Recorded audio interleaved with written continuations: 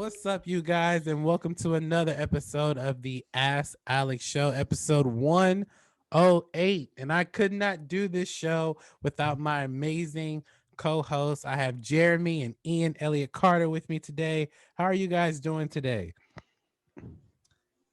Well, I'm glad you asked. I had just now had about a 30-second show of getting to see Ian, like almost like he was giving birth, but cropped out. I see the knees. And to be honest with you, it brightened my day. It's been the best part of my week so far. Thank you for having me. Thank you. What about you, Yes. Ian? Oh, yeah, I'm doing great, obviously, because I'm very flexible. I don't do my girl, she does me. And this is Wow. I gotta stay fit for that. This trust me, these answers are not scripted, okay? These are our pure. Wouldn't that be weird if it was? Like I had to say, I'm gonna say next I'm gonna say, hey, Exactly. she does me. Yes, and insert funny moments here and there. Like I actually had to ask, someone actually asked me, is some of the stuff you guys say scripted? Like, no. Like, what? That's too much work. Like, we just record and talk. That's it. But if you guys are fans of this show, you know what to do. Go ahead and hit that subscribe button and then hit that bell right next to it. That way you get all the notifications of every time I'm releasing a video here on my YouTube channel. And guys, we are on Patreon. Shout out to Brad, one of our Patreon supporters, Nice. supporting us on What's Patreon. up, bruh? We will give you a shout out on the show. And also, if you are on Patreon, you get exclusive content like this show, the audio version. And also, you get other exclusive content like Real Debate Season 3, which will be premiering this fall. And then other stuff that's coming out on my content as well. So you definitely want to check that out if you are a fan of ours. And also, thank you guys again for letting me hit 3,000 subscribers. That has been an amazing feat. Ian, you were on the last show, but I publicly thanked Jeremy for supporting me through it. I wanted to publicly thank you as well for being a part of Momentum Media and also just us collaborating, doing a lot of great stuff. Because I don't believe I would be here without either of you guys. So I do appreciate it. Can I ask you a question real quick? Ian, this is more specifically for you. Alex just now said everybody that signs up for his Patreon gets a shout out on the show. How many Patreon supporters is that before you and I quit because we're tired of hearing him list off names? Is it 100? Are we talking 500? There's going to be a point where Ian and I were just hanging up the phone. So make that happen. Well, just kidding, if Alex, I happen to hit 100 Patreon supporters, I'll just send you guys messages. But because I'm telling you now, there's no way I'd be able to keep track of that, but I will directly message you through Patreon. Yeah, you will. If I happen to hit that number, probably by the end of this year or not, I don't know. You got it, dude, for sure. But yeah, if I hit that number, I would love to give you guys a shout out. But if you want your topic or question on the show, it's very simple, guys. Just send me an email at the askalexshow@gmail.com. That's the askalexshow@gmail.com. If you send me your topic or question, more than likely it'll be answered on the show. We answer a lot of fun questions. If it's an unreasonable question, I won't even answer it. More than likely, you probably would be blocked. Well, thank you. So I want to thank you guys so much for sending me these amazing questions. And we have a cool show for you guys today. And the first question comes from one of my coworkers, Mr. Isaac Simmons. And Isaac writes, hey guys, with the success of F9, do you think that Black Widow will open bigger than F9, even though it's coming out on Disney Plus the same day? Well, thank you for your question, Isaac. That's actually a very interesting question because I never thought about it like that. I would have thought by now Disney would have said that they were taking Black Widow off of Disney Plus, but I saw a recent like TV spot for it. It's still gonna be on Disney Plus, and Black Widow comes out literally within a week and a half. Like, if not this week, next week. No, well, probably if not, about next week or so. Like, I don't know if it'll open bigger than F9. I mean, F9 is an explosive action-packed movie, and it has a huge following behind it, especially with it being the Fast Saga, whatever you want to call it. But Black Widow has the MCU, so it has a lot of memorable moments with this character. So we've grown up with this character as well. I'm definitely interested to see the movie. F9 hit over $70 million this weekend, which this is the biggest box opening weekend box office opening weekend since the pandemic. So I don't have a doubt that Black Widow wouldn't hit that number, but to the point of it being on Disney Plus, I mean, there's some people who are still not going to the theaters, but at the same time, we've been on lockdown for so long. A lot of people are going to the theaters now, and especially in the state of Florida, they don't give a F about a mask. So if you want to go to the theater, it's going to be more than likely available for you. So it's an interesting question. And if I have to answer it honestly, I don't know. I would think it would because it's part of the MCU. But the one thing the Fast and Furious has on Black Widow is that movie's not on a streaming service, as far as I know, like not on a legitimate streaming service, not a bootleg service, but it's not on like Peacock or Paramount Plus or anything like that. It's in the theater. So it's possible, but I do think that Disney Plus could probably weigh that down just a tad. But Jeremy, you're into movies. You recently saw Fast 9, and I know you enjoyed going to the theater. If not the movie, just going to the theater. Do you think that Black Widow could potentially surpass Fast 9 with all the box office hype that's happening after this movie? For the past couple minutes, I've been thinking Christina, Anita, Benita, and Tina, just like do the DMX voice, or or a little bit of Brad in my life, a little Louis Vega. There's ways you could do it that would make it entertaining, like the Animaniacs, the State song. Anyways, Yes. just kind of workshopping ideas here. I don't know, man. So you're right, Alex. Everything you said, I agree with. It's like the MCU is it's a unstoppable force or an immovable object or both or whatever. And then Fast and Furious, also this huge franchise that has a lot of weight all over the world. It does great. Like all of the last 3 or 4 Fast movies have done incredible numbers. Mm-hmm. Just to kind of bring up a couple of different counterpoints. On one side, you have to have seen 23 Marvel movies to go and see Black Widow. Yeah. The uninitiated fan may think that you've had to see 8, 9 Fast and Furious movies, but in actuality, you're just watching the same movie over and over again. So you don't really have to have seen any of them. But assuming you did have to see every one of the movies, then you're already, it's more difficult to get somebody into the MCU than it would be to get somebody into Fast and Furious by that logic.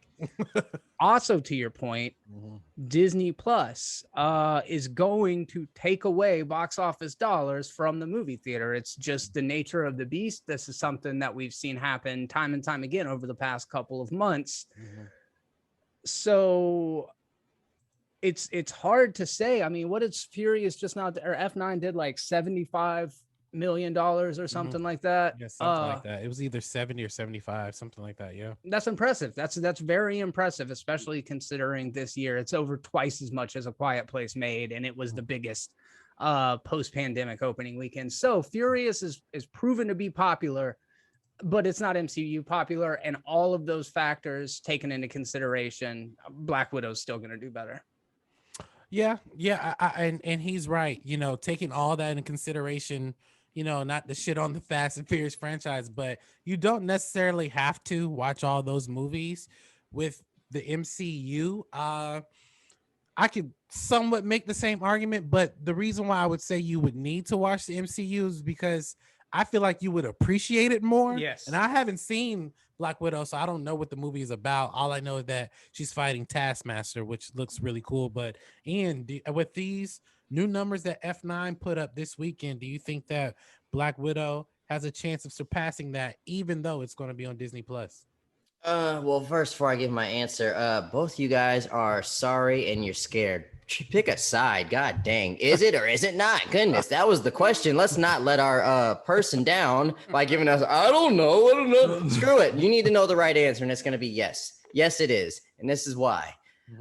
First of all, you're talking about the biggest movie franchise of all time. I was looking at the order of the franchises right now as we were speaking. Obviously, number 1 is the MCU. Number 2 is Star Wars. Number 3 is Harry Potter. Number 4 is James Bond. Number 5, Spider-Man, all those together. Number 6, Mhm. the X-Men franchise. Then it's the Fast and Furious. Then it's what's it called? The Harry, not the what's that shit that you like? The Wizard Lord of the League, Rings. Lord of the Rings. Yes, thank you. And then it's Mhm. the DCEU, which should be talk Should about a be failure right at the there. Why bottom. it should never be that far. And then it's Jurassic Park. And then it's the what's it called? Transformers franchise. So So this two is of those are Universal. yes, yeah, that's a Yeah. win for sure. Mm-hmm. But like I said, it's going to do better, but it's with the Disney Plus thing, it's probably not going to do like crazy amount better. I think the Disney Plus is going to put a hold on what it could have been. So I Mhm. don't think it's going to give you end game numbers or like crazy $1 billion club numbers, but I do think it will surpass the Fast and Furious, which is great for moviegoers. And I that's not even that I want it to do better. It's not a Mhm. competition to me. I just want a Mhm. good movie. But I do think when it comes to statistics, I think that this one, if that one could do really, really good with the franchise being as low as it is, and when I say as low as it is, it's still anything in the top 10 is great. So it's in Right, the right. top 10. So if it could do better than the top 10 franchise on a normal standpoint, I think even with that Disney Plus hit, I think it will at the least even it out, if not a little bit better. Mhm. That's my straight up answer right there. I'm not gonna dance around like these girls. Well, Ian, I have a Boom, question for you. toxic man. I'm I, toxic. Bow. Ian, I have a question for you. In the Heights came out the same, or came out in the theaters and also on HBO Max.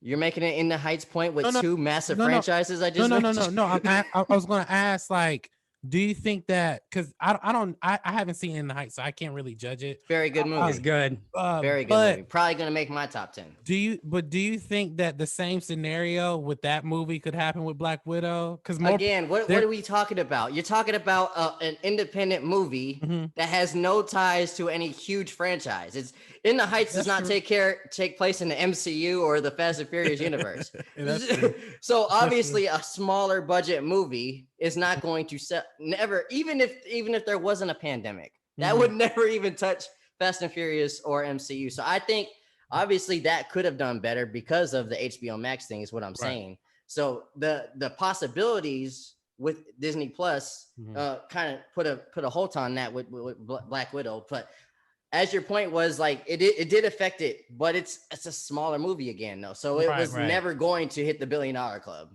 Just Right. keep it real. Yeah, that's true. What That's true. about what about what was The Greatest Showman? Didn't that do like crazy numbers?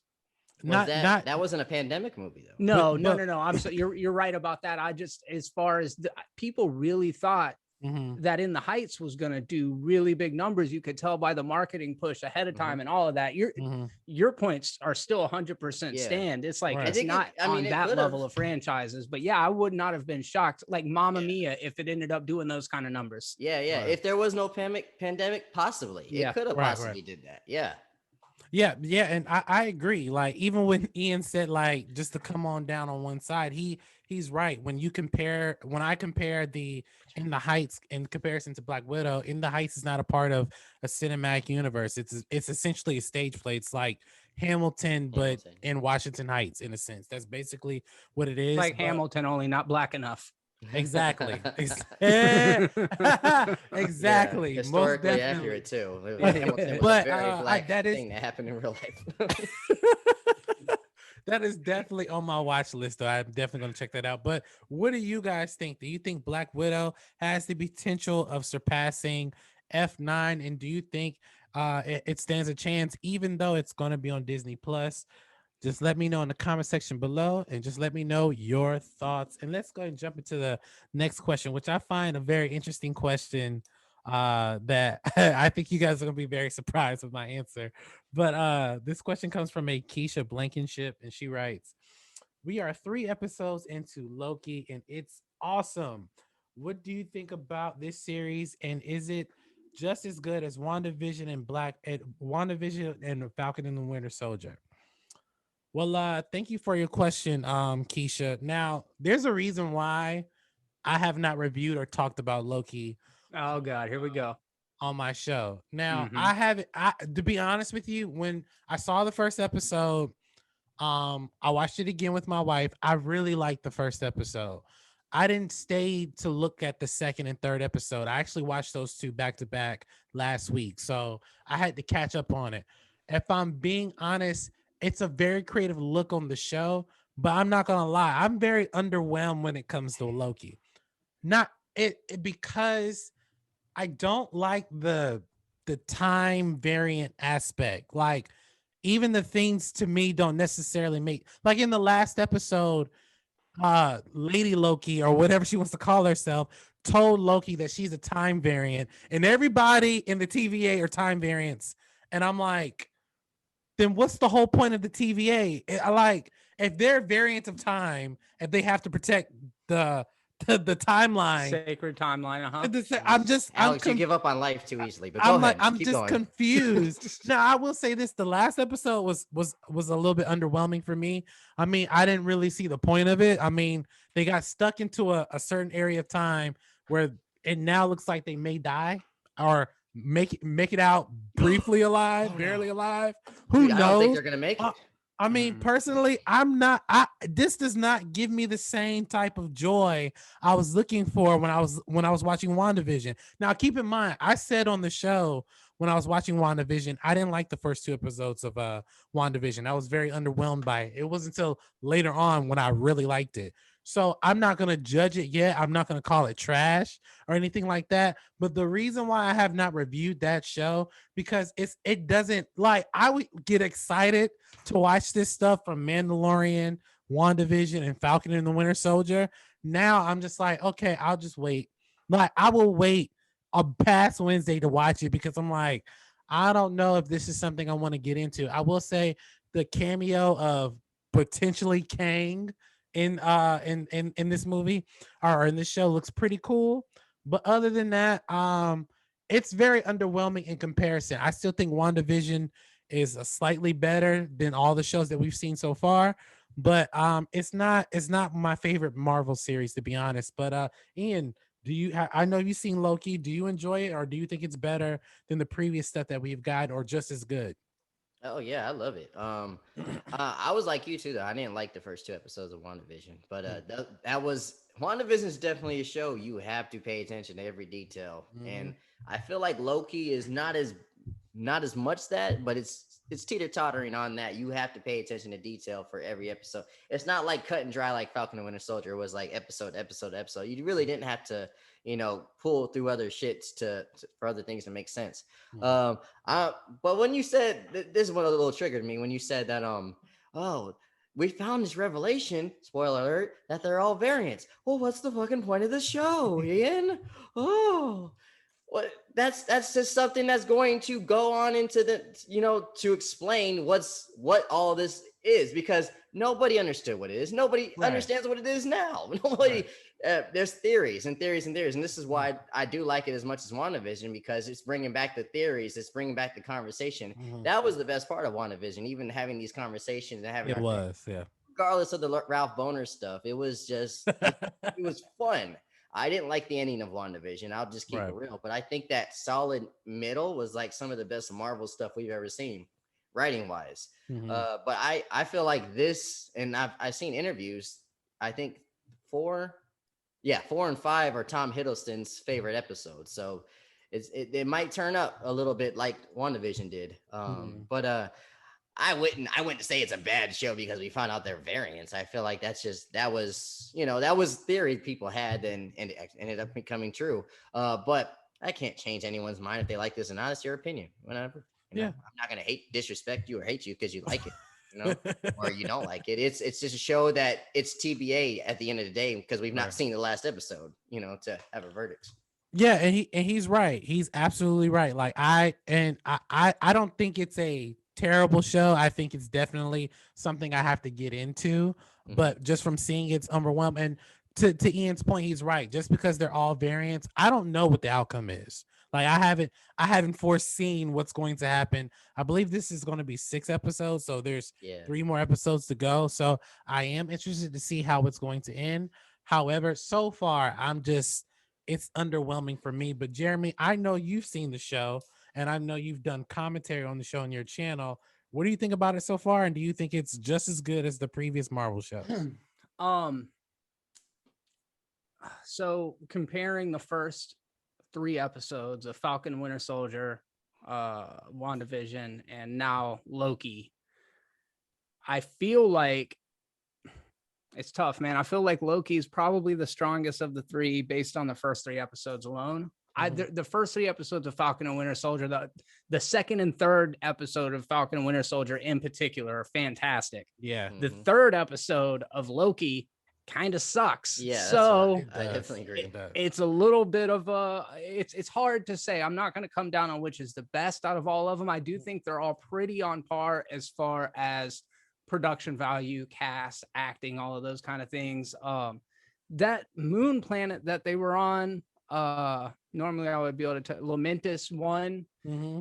It's weird looking. The color, the lighting on the characters, it does not match the purple lighting in the background, and it makes it look like. And I know that they're using the same technology they used in Mandalorian with the big LED screens. I understand that, but it looks like It looks a bad fake as screen shit. green job. Yeah, Yes, I agree. and that was a struggle. But that's the kind of thing, like, you can overlook that. These are big budget spectacle movies. You remember Wanda and Agatha flying around in the sky shooting fucking, little colored laser balls at each other. Yeah, that looked terrible too, man. Yeah. I honestly gave that a pass though, just because they're in a fake reality, so that's why that was my headcanon of why it looks so stupid. But this Loki shit from the last episode, I'm gonna have to agree with you. There was no excuse for that. yeah.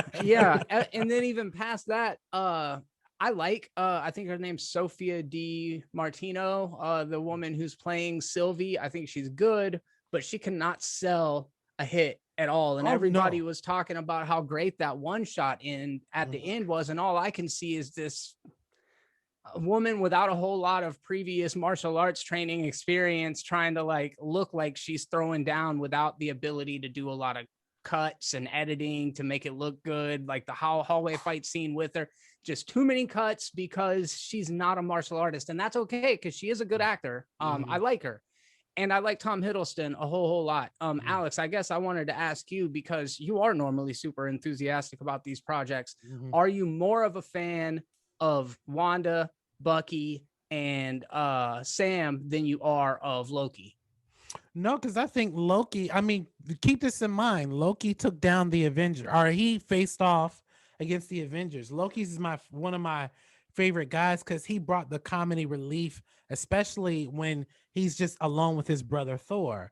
So I was excited for Loki, but I'm glad you brought that up, because another thing that kind of threw me off, that someone kind of had to remind me of, Loki faced off against the Avengers. Look, and he didn't succeed, but he held his own. And Loki, he gets his ass whooped by arguably humans. Well, okay, I'll interject there. Loki's never, like what you were saying with Sylvie, he's not really a fighter. Is he stronger than a natural human being? Yes, he's a god, but he's not a brute fighter. This dude works with his mind. He turned the Avengers kind of like what Zemo did. It was all psychological. He made the Hulk, it made everybody fight each other. So I wouldn't say I'm not so surprised he's getting his ass whooped by everybody else, because he's never proven that he was a brute fighter. I'm with that, and I agree. My pushback to that, because now we got a good dialogue going, my pushback to that is it doesn't matter how strong you are physically if you're able to, and we're going to find out that this whole episode 3 did not actually happen. It either happened in Loki's head or Sylvie's head. Yes. Can I stop you right there? Because I have a theory. Yeah, go ahead. So it's either Sylvie did get into his mind and pretended like she didn't so she can get more information out of him, or he has that time stone that he was playing with in episode 1.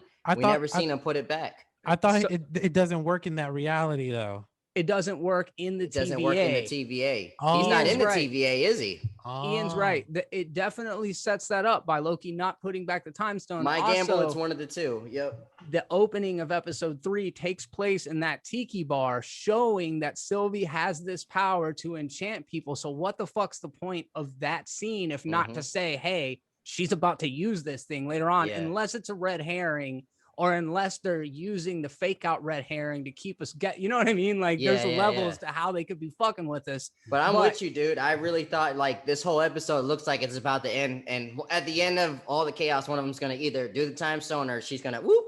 All right. Now we have another 15 hours to get off this planet or whatever. Yeah, that's a good point. My problem with that is that, like, and correct me if I'm wrong, because maybe I'm not paying attention. I have Obviously, not you're seen not. Loki. Clearly. I haven't seen Loki. You to your point, Loki's not a fighter, right? He's the god of mischief. He uses his powers. I've barely seen that from him so far. Well, he's been in the TVA. I've seen him do use his more powers hand-to-hand combat than I have his own powers.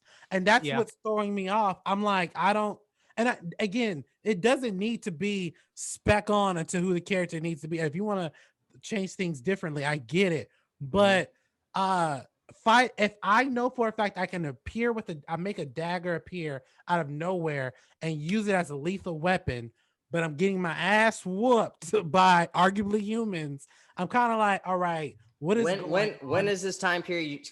You got to remember, in the TVA, his powers don't work. So are you talking about why isn't he whooping people's ass in the TVA? No, like in the last episode, that train sequence, he's not in the TVA at that time. So I thought outside of the you talking about to get on the train or more fighting? Yeah. I think that would go to both of our points where like this might be an illusion because if your logic, which I'm with you, he probably could whoop a lot of people's ass and get through shit, but he's a smart guy. He's trying to infiltrate her plan and see what's going on. Same with possibly her. She's a smart woman trying to infiltrate his plan. See, how we can make things work. That's my defense. To y'all? Can I just throw that out there? I don't guess it really matters in the greater context of life, but is she hot? Is she hot? Lady Loki? Yeah. I haven't really come down on one side or the other. She's cute in her own way. Because the reason why I ask is because when she revealed herself in episode 2, all sorts of people were like, she's not attractive enough. Her hair is not dark and long. And I thought they would hire somebody hot or whatever. Really? Well, and those people are people I stay away from on the internet because I'm not watching this show to see if Loki's hot. Everybody in the MCU is kind of hot. So I get the point. But by episode 3, I was like, I don't know, man. She's kind of doing it for me. Well, let me ask both of y'all this. Would you guys date or do something with your variant of the opposite sex? If there was an Alex woman in front of you, come on, man. No. I mean, what about you, Jeremy? Bad, 100%. To see what I do with myself as it is. Oh yeah, but like I've been doing myself for years, baby. How do you live with yourself? Like, I just fucked. I would literally be living with myself. Like, how do you grasp the fact that I just had sex with the alternate version of me? Like, I can't. Sounds great. It's only weird if you make it weird, Alex. I think it would feel good, but then put me in a mental hospital at the same time. Like, what the hell? Your wife walks in on you with yourself. Baby, it's not technically cheating. It's me as a female. Really not. It's really me. Like, you walked in at the wrong moment. Like, I'm still being faithful, but to myself. Like, like what do you do in those moments? But I know this has gone on a tangent. Off the rails. Who did this? That was me. I'm sorry. But what do you guys think? What do you guys think of the Loki show so far? Is Sylvie attractive or not? Just let us know. Yes, please let us know in the comments if she's attractive or not, please, and keep it civil, please. I don't want her trying to shut my YouTube channel down. But let me know in the comment section below. And let's go ahead and jump into the final question of the day. And the final question comes from a reoccurring guest, Miss Iris Peoples. Nice to have you back on the show. And she writes an interesting question that I didn't even know until I had to research it. She wrote me, "Hey guys, it's being rumored that Bernie Mac biopic is in the works, and Bernie Mac's daughter would like Eldris Hodge, I think that I pronounced that right, to play her father. Would you guys like to see a Bernie Mac biopic?" Bernie Mac is one of my favorite comedians. Thank you for your question, Iris. It's one of my favorite comedians. I remember when he passed, I was like maybe, I want to say like 11 or maybe 12 years old, somewhere around there. Jeez, and I'm showing my age. He was set up, in my opinion, to be that dude. And when I researched it, There's a website called Shadow and Act. They're actually a really good website. They promote a lot of Black films and things of that nature. They're reporting that they reached out to the family of the Max, and his daughter said that she would love for that particular actor to portray her father. And I believe either not Ryan Coogler, but the guy who directed Equalizer. I cannot remember his name. Antoine Fuqua? Yeah, Antoine Fuqua, I believe, Yeah. is attached to that project, or rumored to be attached to that project. If I read that incorrectly, just go back to that article and check it out. But anyway, she wanted that particular actor, Eldris Hodge, to portray her father. I think a Bernie Mac biopic would be amazing. I would love to see that because there's a lot of things about Bernie Mac I don't know. There's a lot of stand-up specials that have come out, or specials that have been out on like Def Jam and other things that I have seen online, but I've never seen a full Bernie Mac special. I saw the Kings of Comedy, which was amazing. And when you hear Steve and DL Hughley and Cedric the Entertainer when they talk, they said you don't want to go after Bernie because he would shut the stage down and it was hard to follow that act. And I loved the Bernie Mac show growing up. I will say the Bernie Mac show is a watered down version of who Bernie Mac is, because I believe it was either my cousin or my aunt. They actually met Bernie Mac, and they came in late into one of his shows. He was like, "Listen, motherfucker, I start on time. If you don't get here on time, I'm gonna ask security to throw y'all out." Everybody's laughing. I wish I had it on tape, but Bernie Mac was that dude. Like, he did not care about anything. He spoke his mind. He's one of those comedians that I love, like Dave Chappelle and TK Kirkland, like those guys. I love that rawness. So if they make a biopic out of him, I think Elders Hodge would be a great candidate, just like any other talented actor. But I want to see like him raw. I think it would be dope in theaters or something like Netflix or something of that nature. But Ian, you're a comedian person. You're a comedian guy. Would you love to see Bernie Mac's biopic realized? And would you like Elders Hodge to be portraying him in this future project? Yeah, man. Bernie Mac is one of the greatest stand-up comedians of all time. And I say that like thinking of like Biggie Smalls. Biggie Smalls only had like 2 albums, but he's always looked at like one of the best. That's how I feel about Bernie. He was in the game a long time before he died, but he never had like initial special. He was on the Kings of Comedy tour. He made his debut on Def Comedy Jam, probably one of the best stand-ups on that show. Like, I ain't scared of you motherfuckers. Yes, that one, him and Chris Tucker probably had the best sets ever on Def Comedy Jam, and I'll debate anybody on that. If he was alive today, of course the greats would still be here. Dave Chappelle, Chris Rock, and all that, and Louis C.K. and stuff like that. And but he would definitely be in the front. Seriously, he was on his way. He was doing movies back to back before he died, and he would his popularity and his reputation. He was just getting better and funnier and everything. It just sucks. Such a young age, man. We got to take care of ourselves. And again, like you said, don't know much about the guy. We just know he's very, very funny and he's family orientated and he loves Chicago. That's all we know about him. So there could be a story there. Now I'm hoping it's. I was listening actually to this interview with Arsenio Hall, and they were asking him, "Hey, when do you think the Arsenio Hall biopic is going to come out?" And Arsenio was like, "Honestly, it's probably going to be boring. Everybody has this like, oh, my family had drugs, and my mom was a prostitute, and I got shot at, and it's just always over the top." He's like, "Hey, man, I just went to school, went to college, and became a comedian. It's pretty boring." So I'm not expecting stereotypical Black shit in Bernie's shit, but I wouldn't be surprised because he was a man that grew up in the 50s and 60s in America. So, we might see a different side of Bernie Mac to see what fueled that funny, that clowning nature that he had. And I'm all for it. Yeah, or even if they take it to the point where he mentions it in his actual shows, where he takes in his sister's kids and raises them. That was the basis of the Bernie Mac show. But the Bernie Mac show, I guarantee you, the way he treated those kids in the show is not the same way he probably treated them in real life. Then again, I could be wrong. I mean, Bernie Mac is an entertainer. I'm gonna hit you over the head with a hammer. let's just be real. He didn't do that to kids. So I'm sure the watered down version was what actually was. But obviously, as a stand-up comedian, someone you always got to, get the laugh and raise things up. So I'm pretty sure like there's probably a middle ground between his stand-up and the show. Oh yeah, definitely. And I would love to see what that middle ground would be. But Jeremy, I know you've seen Bernie Mac growing up. Would you be interested to see a Bernie Mac biopic?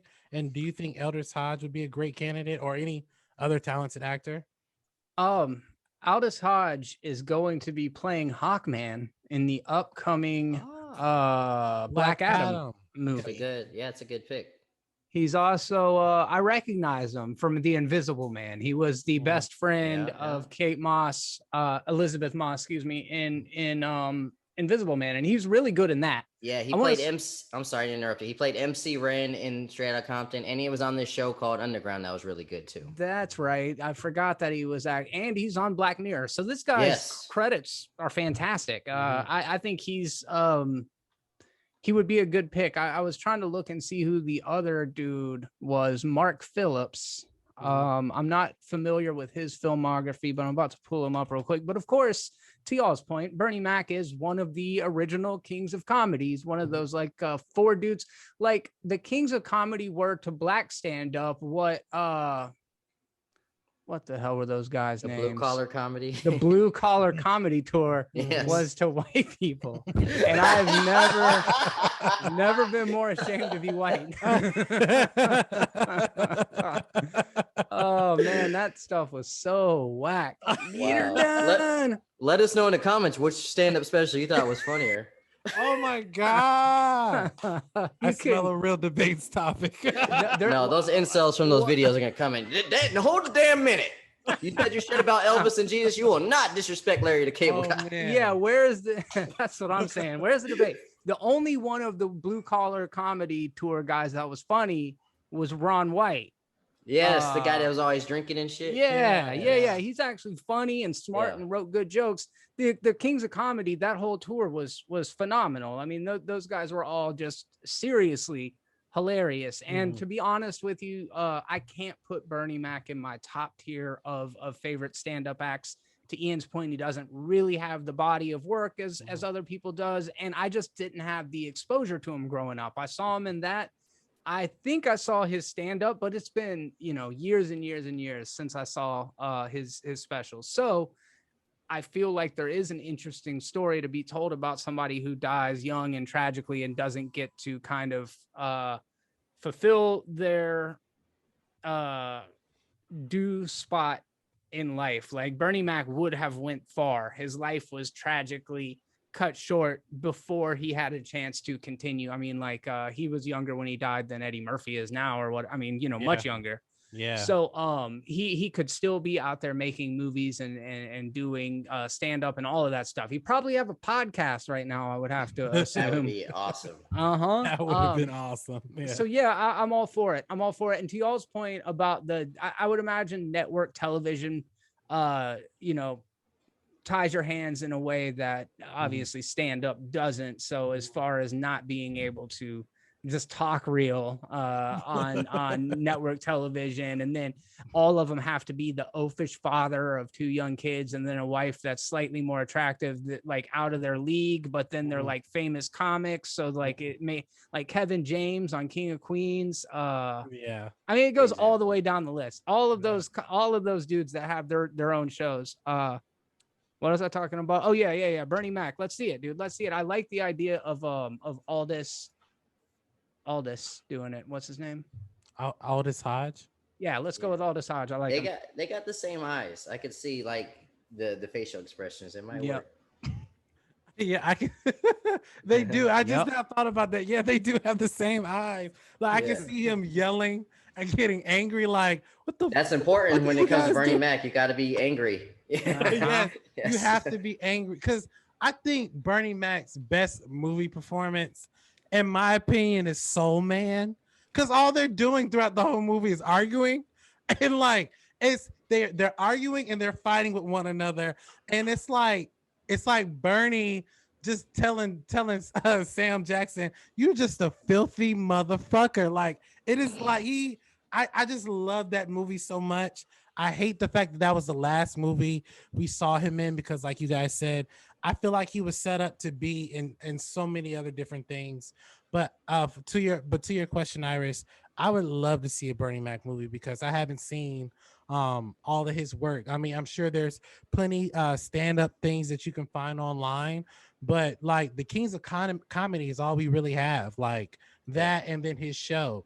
So other than and also the movies that he's been in. So I would love to see what his life was like outside of those things, like from beginning to where we currently are. So that was an amazing question. But what do you guys think? Do you think that you would love to see a Bernie Mac story, or is there a particular comedian or artist that you would love to see in a biopic? I think a DMX biopic, that's probably too soon, but DMX biopic would be dope as well. That would probably have to be a two-parter. That boy lived like 2 lives. Yeah. It was crazy. Yeah. Yes, he and they have to show every sex scene of those 17 kids. Anita and Tina and Tanya, Shanita. Man, no, that'll probably be the first thing on. No, I'm not gonna say that because all right, let's just jump into the next topic because there is no other topics. Thank you guys so much for watching this episode of Ask Alex. Please like, comment, and subscribe to my YouTube channel where you get all the updates of every time we're releasing a video here on my YouTube channel.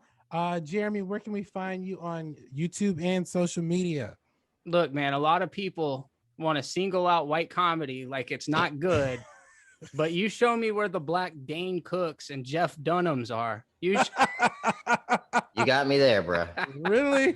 Yeah. And the Black Delegation, we're claiming Bill Burr and Louis C.K. No, I can't have cannot have them.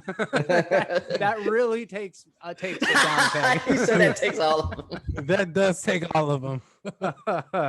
Movies Are Terrible on YouTube. Thanks for checking out the show as always, and check out Jeremy Be Terrible over on Twitter and Instagram. And Ian, where can we find you on YouTube and social media as well? You can find me at youtube.com/movies are terrible and Instagram and Twitter, movies are terrible. Let's go. And let's go. Let's keep it going. Let's give this man 1 million subscribers and 1 million likes and follows and make him a millionaire so I can borrow $10. Shoot, yes. Dude, I will let you borrow so many $10 if that was. Ooh, that makes me horny. Go on. That's it. I would. Okay. So you heard it first. Just unsubscribe from the controversy because apparently it's not a YouTube channel anymore. No. It's a Jedi mind trick. Don't subscribe to the controversy. Don't follow me at I_controversy on Twitter and Instagram. Don't do it. I guess your mother was right. Biatch. But you know where to find us here on Momentum Media here on YouTube. Thank you guys, my Momentum Nation. You guys are freaking amazing. Keep coming back and watching this great content, and just stay tuned for a lot of great things that's coming out on this particular channel. Thank you guys so much for watching. And as always, you have a blessed day.